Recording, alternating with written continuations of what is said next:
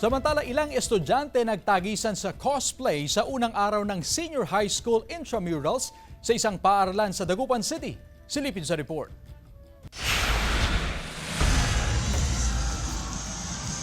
Nagpasiklaban sa cosplay ang mga estudyante sa Ulupan Dagupan City National High School Senior High Intramurals na nagsimula ngayong araw. Ginanap ang aktibidad sa Dagupan City Astrodome. Hindi magkandamayo sa hiyawan ng mga estudyante.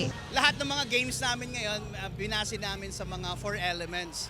So may mga cosplay kami, may mga laro ng lahi kami ngayon na ginagawa sa mga hindi lang sa pambata, pati rin sa mga pang-teachers. Rumampa at sumayaw ang mga kalahok, maging ang ilang guro nakisayaw rin. We try to go for a holistic approach para sa mga events sa mga bata na ginagawa para sa senior high school. Layo ng aktibidad na tumibay ang samahan ng mga estudyante at maging ng mga guro. Sobrang saya po.